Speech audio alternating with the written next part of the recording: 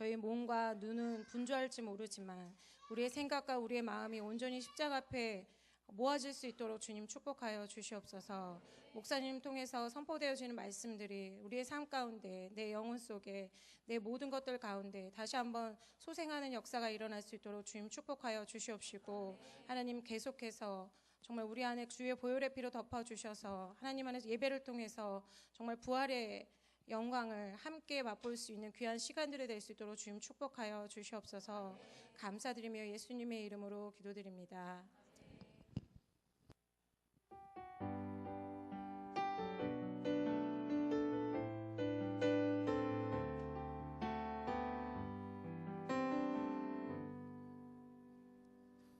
할렐루야.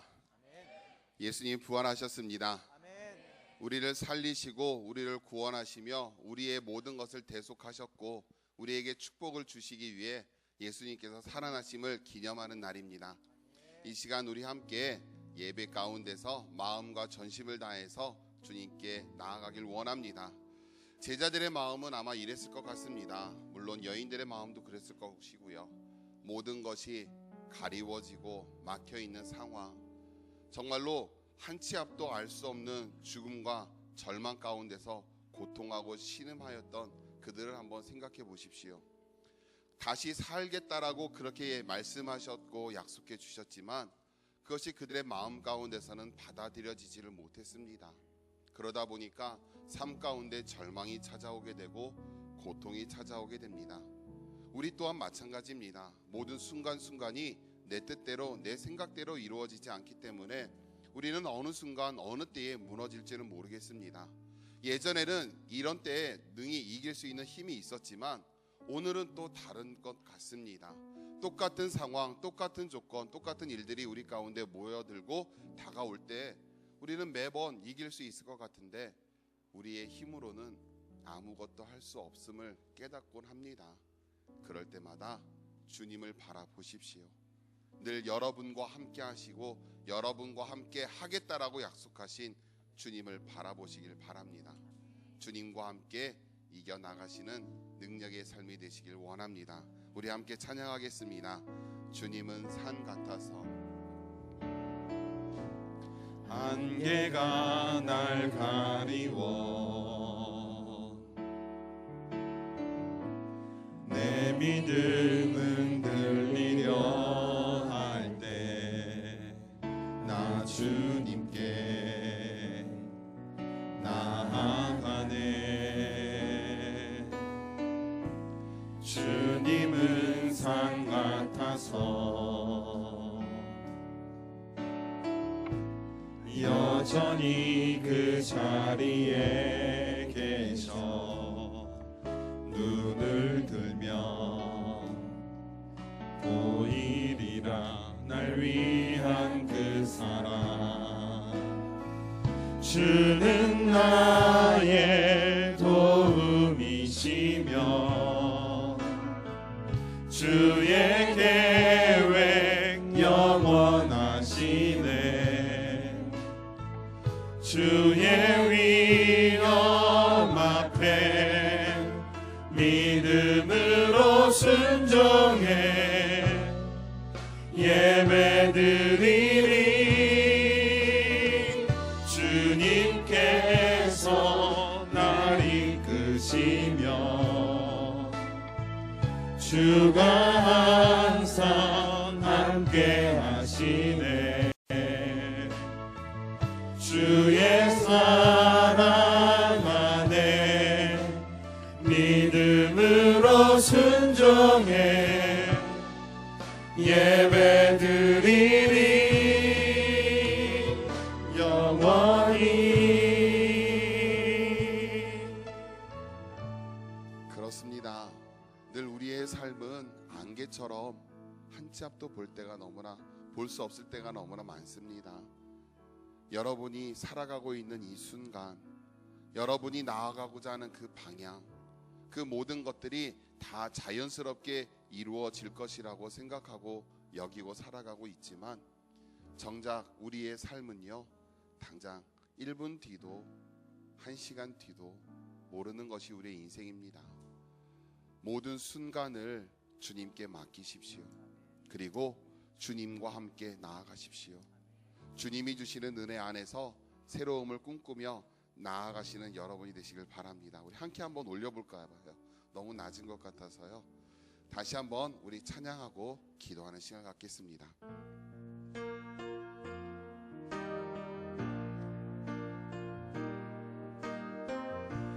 안개가 날 가리워 내 믿음은 들리려 할 때 나 주님께 나아가네. 주님은 산 같아서 주님은 산 같아서 여전히 그 자리에 계셔 눈을 들면 보이리라 날 위한 그 사랑. 주는 나의 도움이시며 주의 계획 영원하시네. 주의 위엄 앞에 믿음으로 순종해 예배드리리. 주님께서 날 이끄시며 주가 항상 함께 하시네. 주의 사랑 안에 믿음으로 순종해 예배드리리. 주는 나의 도움이시며 주의 계획 영원하시네. 주의 위엄 앞에 믿음으로 순종해 예배드리리. 주님께서 날 이끄시며 주가 항상 함께 하시네. 주의 사랑 안에 믿음으로 순종해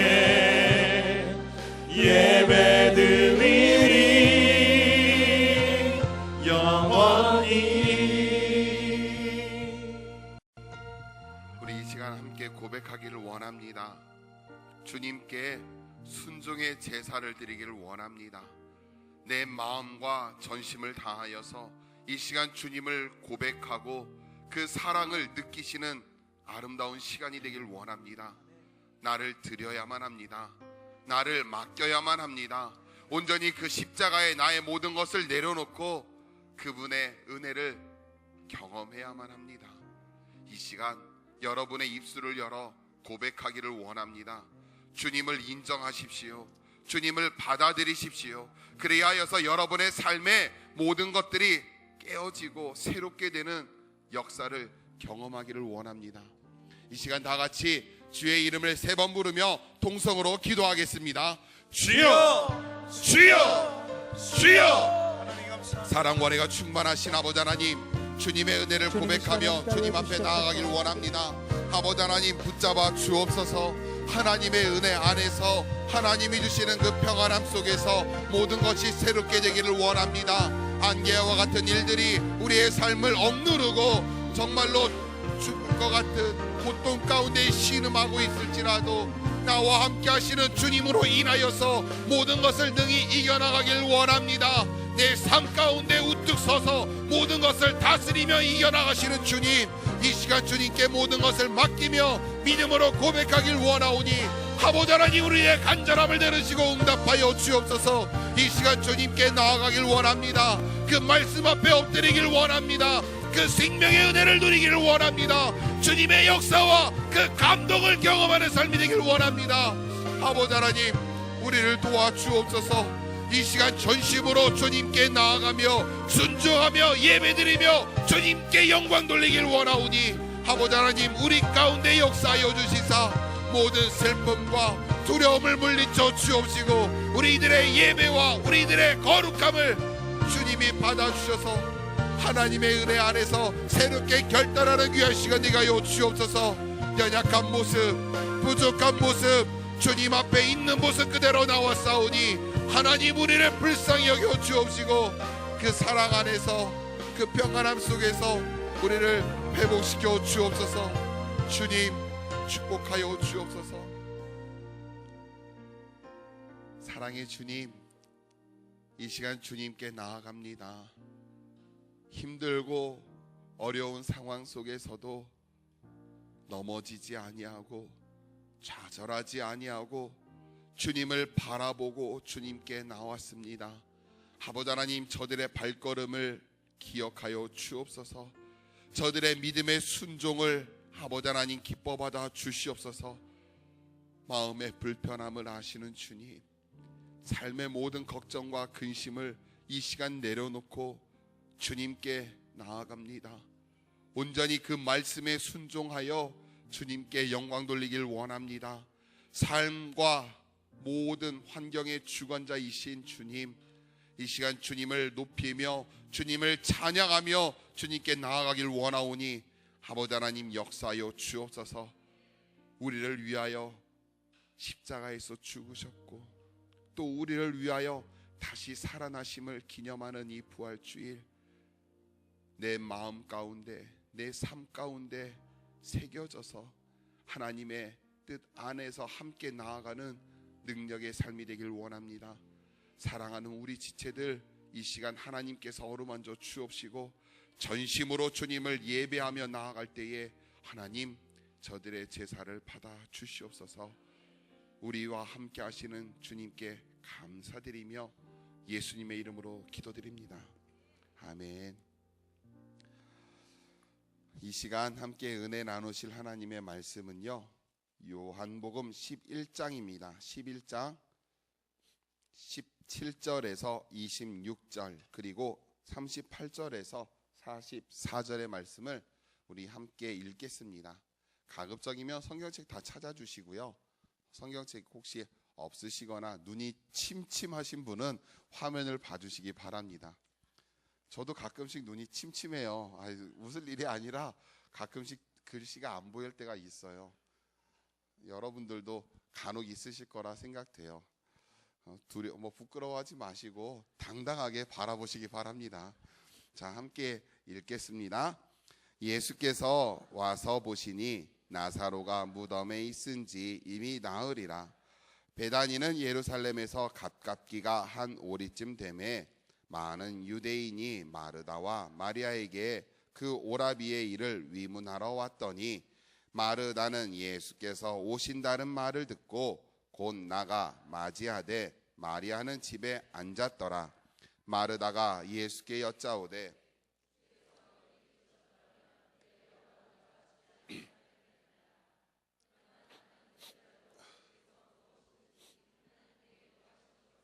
하나님이 주실 줄을 아나이다. 예수께서 이르시되 내 오라비가 다시 살아나리라.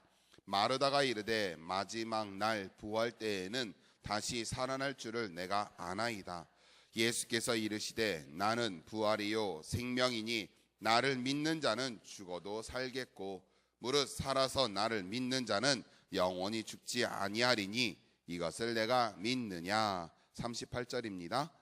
이에 예수께서 다시 속으로 비통히 여기시며 무덤에 가시니 무덤이 굴이라 돌로 막았거늘 예수께서 이르시되 돌을 옮겨 놓으라 하시니 그 죽은 자의 누이 마르다가 이르되 주여 죽은 지가 나흘이 되었음에 벌써 냄새가 나나이다.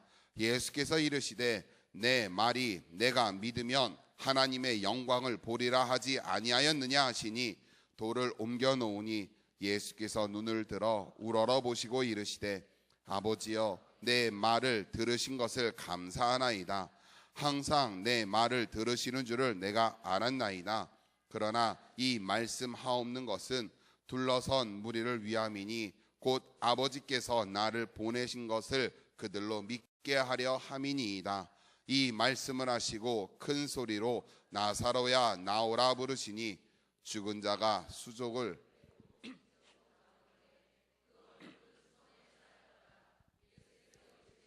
불어놓아 다니게 하라 하시니라. 아멘. 한번 따라 하시겠습니다. 부활을 믿으면 하나님의 영광을 봅니다. 부활을 믿으면 하나님의 영광을 봅니다. 이와 같은 제목으로 여러분과 잠시 은혜를 나누기를 원합니다. 오늘은 아까 말씀드렸던 것처럼 예수님께서 십자가에 죽으신 지 3일 만에 부활하심을 기념하는 부활 주일입니다. 우리를 위해서 모든 것을 버리시고 우리를 위해서 죽음을 이기셨고 우리를 위해서 영원한 천국을 만들기 위한 하나님의 역사의 시작이 바로 오늘이라는 것입니다. 여러분의 삶 가운데 함께 하시는 그 주님이 매일매일 순간순간 경험하며 나아갈 수 있도록 이끌어 가셨던 그 시작이 바로 오늘이라는 것입니다. 나를 위하여서 부활하셨고 우리를 위하여 다시 살아나신 것을 기념하는 부활 주일입니다. 이 예수님의 부활은요, 기독교 신앙에 있어서 가장 핵심적이고 가장 기본적인 교리입니다. 고린도전서 15장 14절은 이렇게 말합니다. 보여주실래요? 고린도전서 15장 14절입니다. 짠! 안 나와요? 내가 읽어요? 우리 나도 성경책 찾아야 된단 말이에요.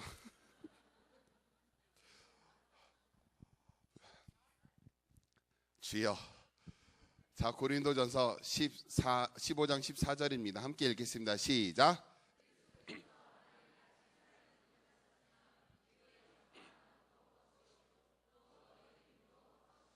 아멘. 그냥 띄워놓으세요. 고린도전서 15장은요 부활장이라고 합니다. 고린도전서 13장이 사랑장이라고 이야기하고 히브리서 11장이 믿음장이라고 하고 각각의 장의 특성을 따라서 붙인 호칭입니다. 바울이 예수 그리스도의 부활에 대해서 증거하고 그 부활의 진리에 대해서 설명하고 있습니다. 그래서 부활장이라고 하는데요, 그 15장 14절에 보면 이렇게 말합니다. 그리스도께서 만이 다시 살지 못하셨으면 우리의 전파하는 것도 헛것이요 너희의 믿음도 헛것이라고 이야기합니다. 부활이 없다라고 한다면 우리의 신앙에 우리의 믿음이 우리의 고백이 헛것이라는 겁니다. 모두가 다 죽고 모두가 다 사라지는 삶 가운데서 오직 예수님만이 부활하셨고 생명으로 모든 것을 이기신 능력의 주님이기 때문에 우리가 믿을 만한 가치가 있는 분이고 우리가 따를 만한 가치가 있는 분이 되는 것이고 그분의 뜻을 따라 순종하면 우리가 생명을 얻게 되는 것입니다. 그 모든 시작은 바로 이 부활에서부터 시작하는 것입니다. 예수님은 모든 것을 이기셨고 그 말씀대로 부활하셨습니다. 이제 중요한 것은요, 이 부활의 신앙이 이 시대를 살아가고 있는 나의 믿음과 또 삶의 적용 그리고 열매로서 나타나야 한다라는 것입니다. 단순히 머릿속에서만 되뇌이는 고백이 아니라 내가 예수 그리스도를 향한 그 믿음과 그 열정과 그 헌신과 모든 것이 내 삶 가운데서 내 믿음 안에서 어떻게 증거되어지고 열매를 맺어 가느냐라는 것에 있다는 것입니다. 부활을 믿으면 하나님의 영광을 봅니다라는 제목을 가지고 여러분과 함께 두 가지 은혜를 함께 나누기를 원합니다. 첫째로 우리가 기억해야 될 것은요, 부활을 아는 자가 아니라 믿는 자가 되어야 한다는 것입니다. 오늘 본문은 우리가 잘 알고 있는 나사로의 가정의 이야기입니다. 나사로가 이미 죽은 지 사흘이 지났을 때에 예수님은 그 근처에 계시다가 베다니에 계시다가 그곳에 찾아오시게 됩니다. 18절에 베다니는 예루살렘에서 가깝기가 한 오리쯤 되매 2km 정도 떨어진 곳에서 예수님은 거하시다가 나사로가 죽었다라는 이야기를 듣고 그 소식을 듣고 사랑하시는 가정이기 때문에 빨리 걸음을 재촉하시면서 그 가정에 방문하십니다. 23절과 24절을 보겠습니다. 예수님께서 오시더니요 뜬금없이 나사로의 부활을 이야기하십니다. 그러자 이 마르다와 마리아의 반응이 재밌습니다. 23절과 24절 읽겠습니다. 시작. 예수께서 이르시되 내 오라비가 다시 살아나리라. 마르다가 이르되 마지막 날 부활 때에는, 보세요. 예수님께서 나사로가 살아날 것이라고 이야기를 합니다. 그러자 마르다와 마리아는요 뒤에 먼저 지금은 마르다의 고백입니다. 나중에 마지막 때에 그가 다시 살아날 것을 내가 믿습니다 라고 고백을 합니다. 무슨 말이죠? 마르다는요 부활에 대해서 알고 있었습니다.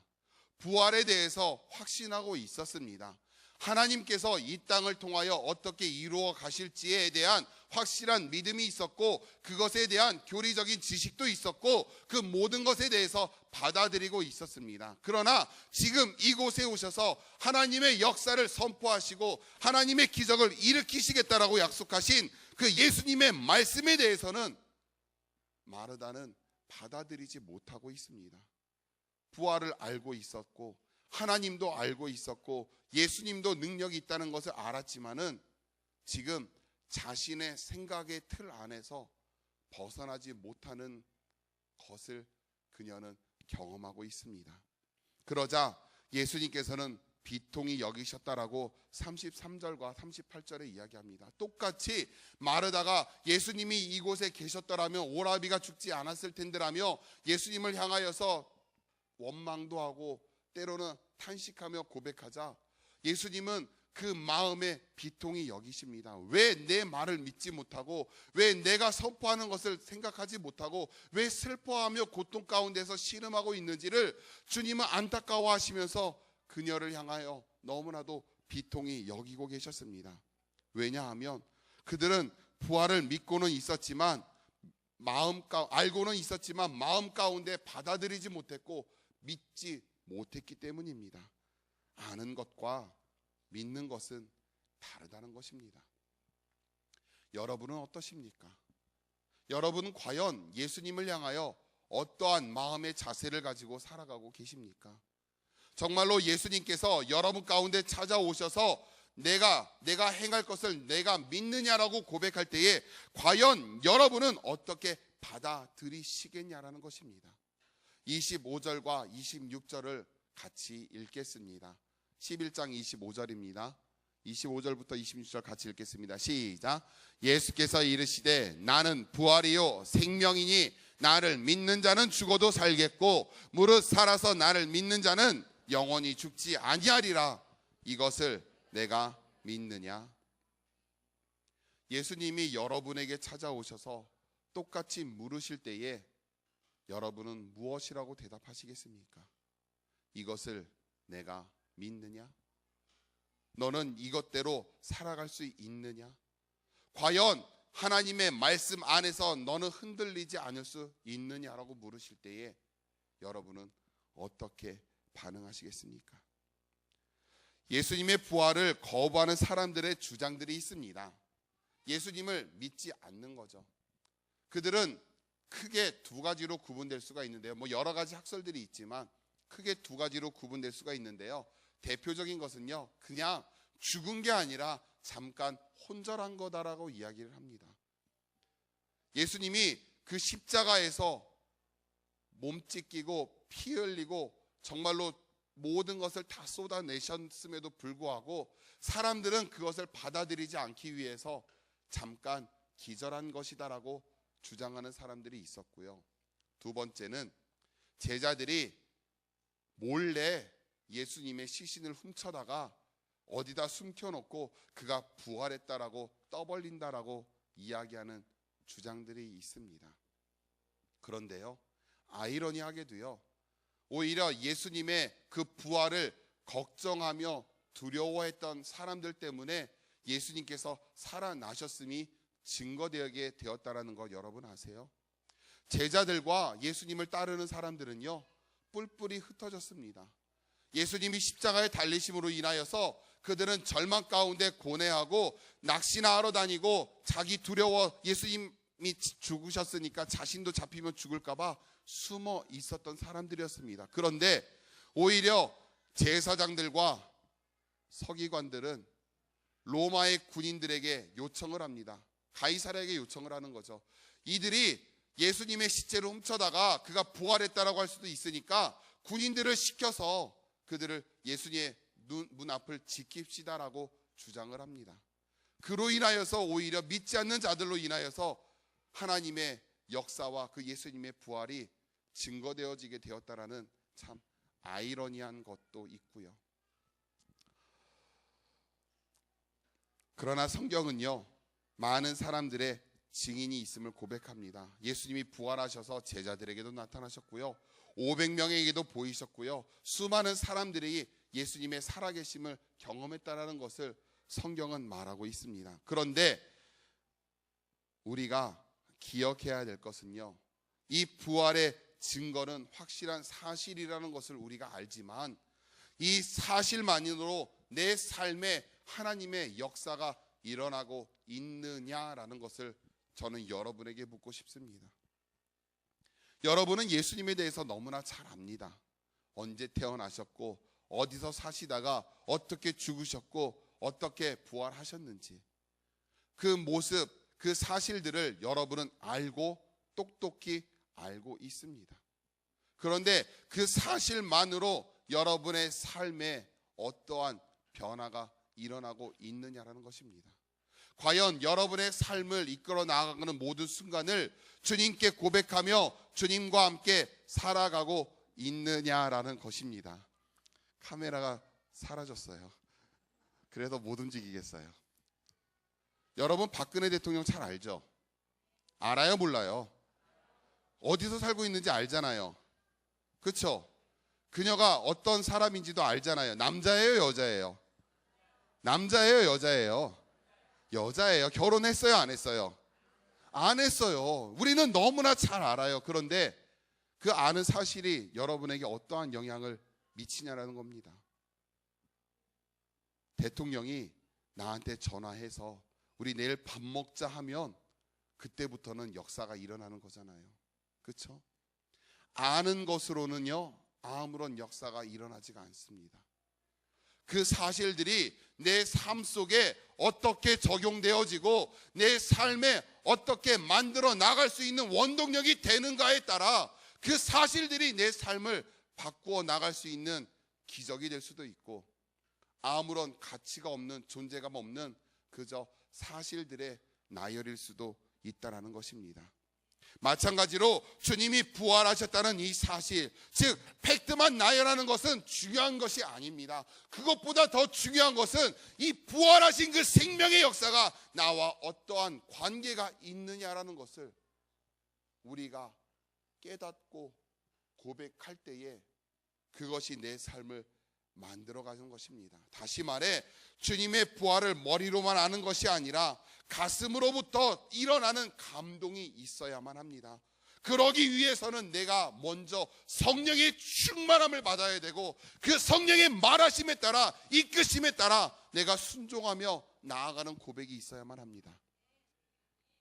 여러분, 기도원에 가면요, 엄청난 사람들 많아요. 40일을 금식했다라고 이야기하시는 분도 있고요, 20일을 금식했다라고 이야기를 하시는 분들이 있어요.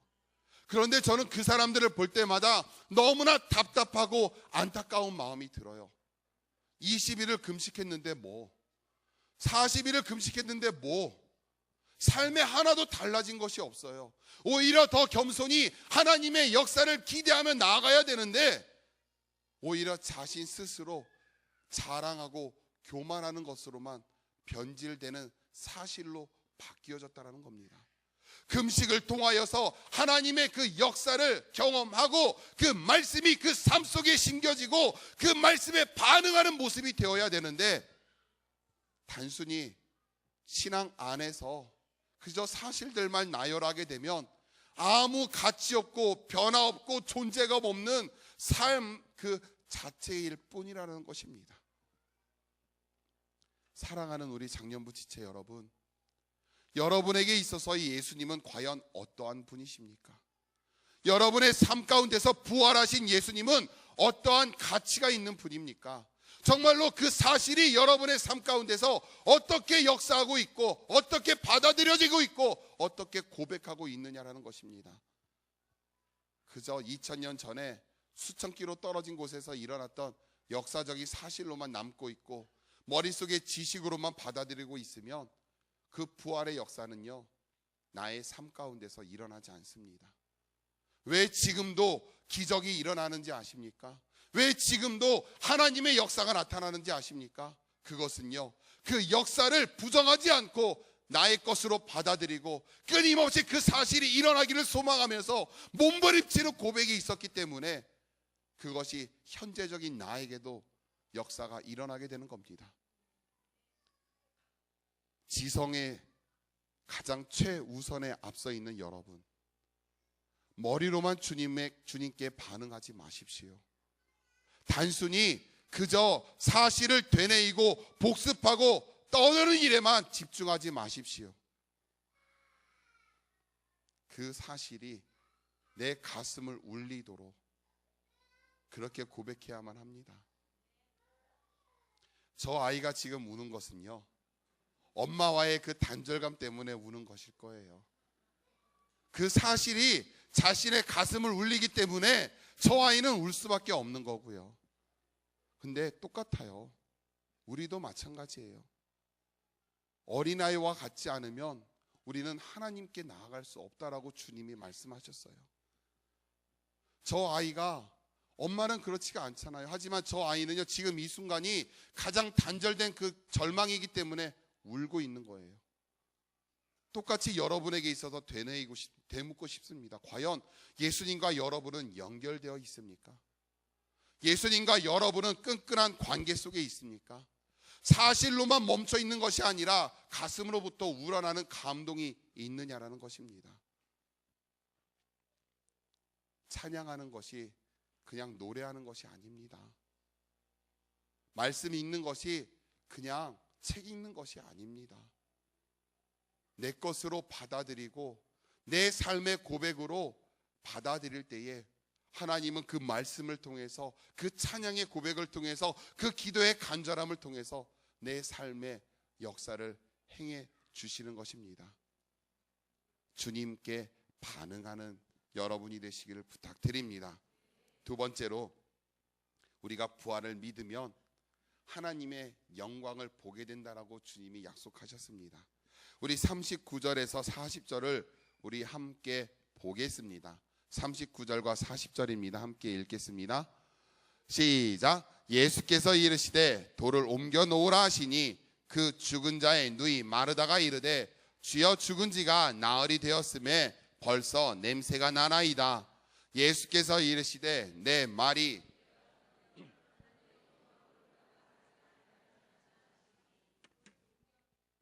자 보세요. 이미 죽은 지가 며칠이 됐다고요? 며칠이 됐다고요? 나흘입니다. 나흘입니다.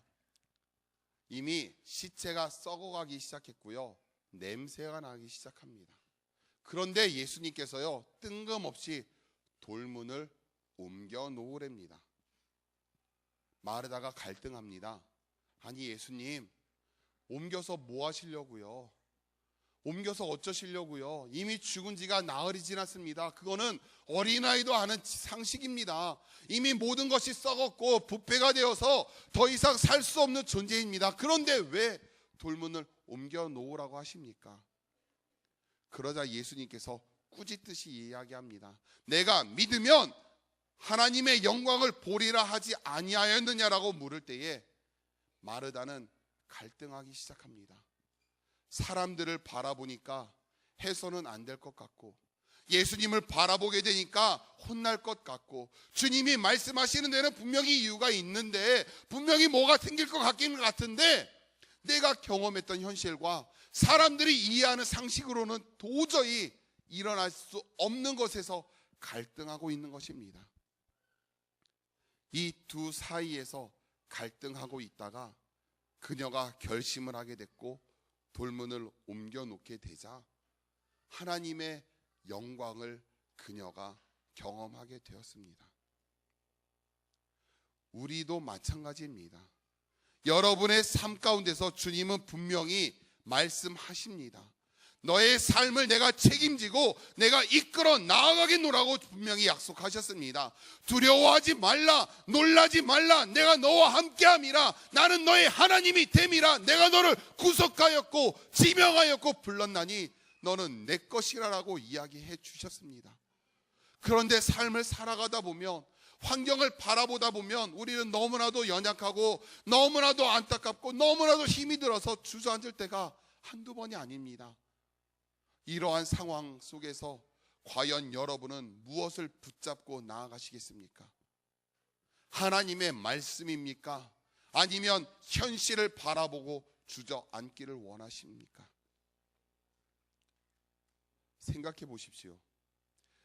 죽은 자도 살리신 예수님이 그깟 돌문 하나 옮기지 못해서 돌문을 옮기라고 명하셨을까요?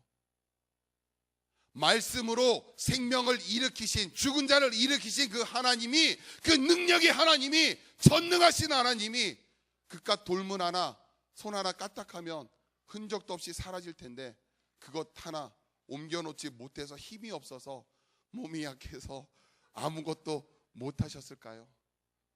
아닙니다. 주님은요, 그녀의 믿음을 보기를 원하셨습니다. 하나님의 말씀대로 순종할 수 있는가를 보기를 원하셨습니다. 내가 믿으면 하나님의 영광을 보리라 하지 아니하였느냐라고 말씀하실 때는요, 그녀에게 말씀에 대한 순종을 원하셨던 것입니다. 우리도 마찬가지입니다. 하나님은 우리로 하여금 이미 모든 것을 예비해 놓으셨습니다. 예수님께서 말씀하실 때에 선포하십니다. 하늘을 우러러 하나님이 나의 기도를 이미 응답하셨음에 감사합니다라고 주님은 말씀하셨습니다. 이미 나사로는 살아났습니다. 그런데도 불구하고 주님은요, 마르다에게 이야기하십니다. 돌문을 옮겨라.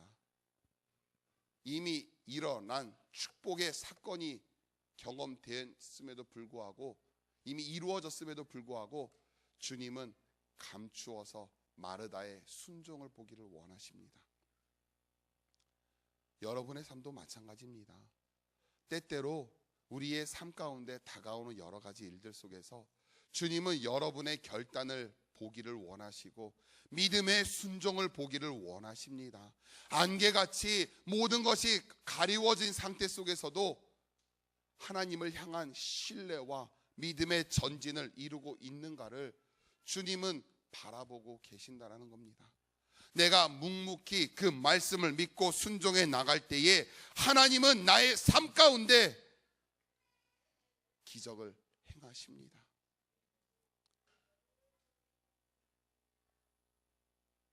예배 드리기 참 힘들죠. 이 시간을 지켜나가기가 참 어렵습니다.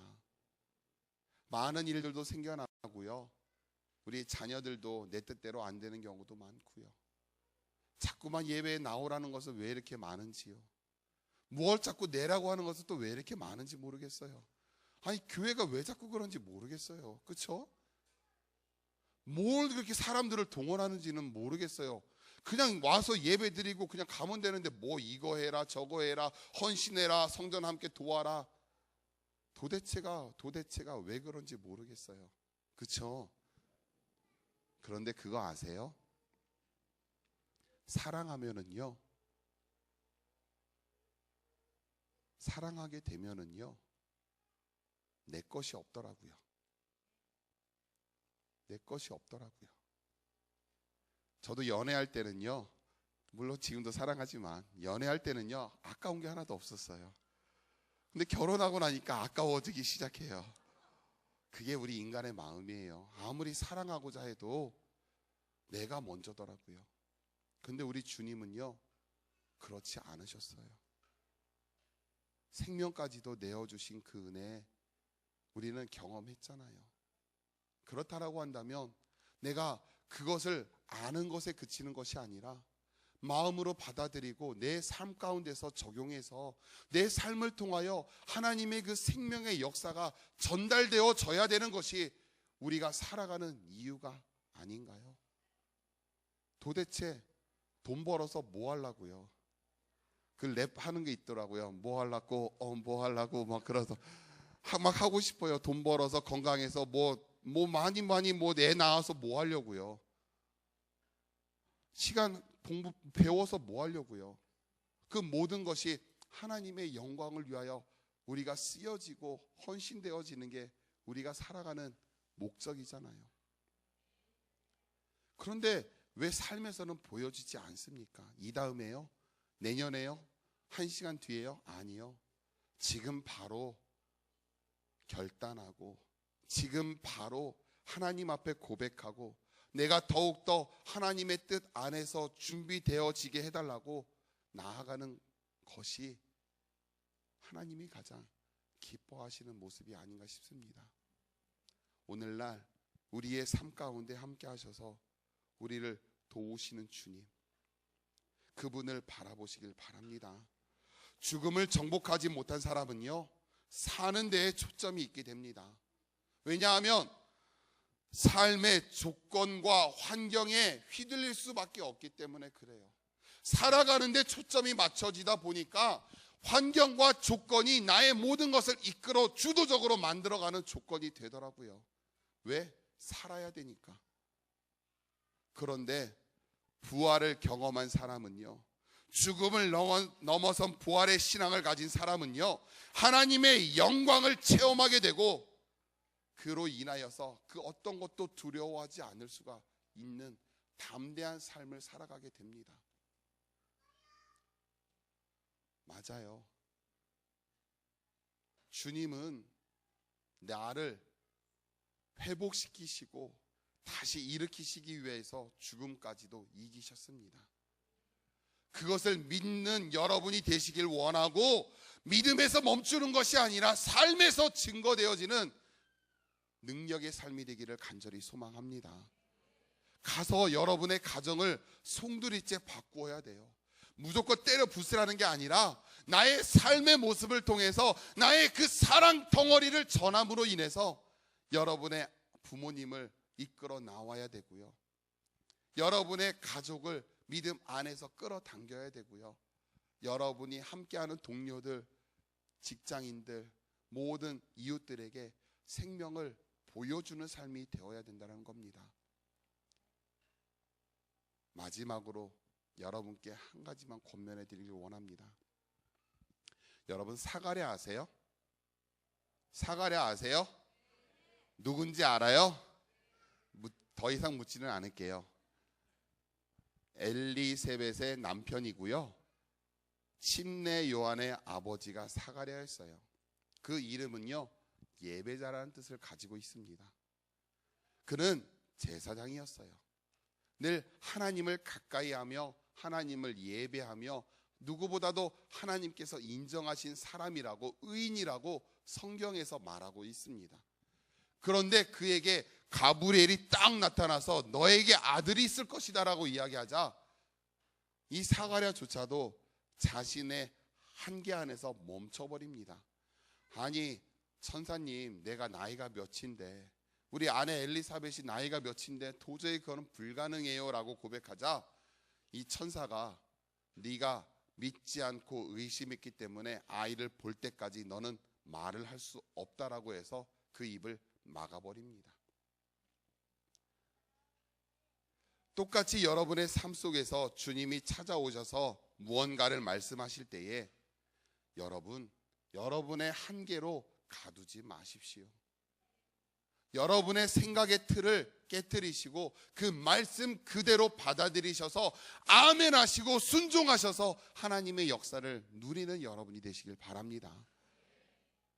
주님은 우리를 위해서 어떻게 되셨어요? 부활하셨습니다. 이거보다 더 큰 기쁜 소식은 없고요. 이거보다 더 가치 있는 진리는 없습니다. 그 생명이 내 안에 있고 그 은혜가 나를 이끌어 나감을 고백하고 늘 자신 있는 삶을 사시길 바랍니다. 비록 조금 없을 수는 있어요. 물질도 건강도 내가 생각한 것만큼 여유는 없을 수도 있지만 그렇다고 해서 내 가치가 바뀌어지고 떨어지는 것은 아닙니다. 나는 주님께서 선택하신 주님, 예수님 짜리, 이거는요 5,000원짜리예요. 이거는요 성경이지만 4만 원짜리예요. 그렇지만 나는 예수님 짜리예요. 예수님이 피값으로 사신 거니까 절대로 흔들리지 마시고 생명의 역사를 만들어 가시는 여러분이 되시길 바랍니다. 기도하겠습니다.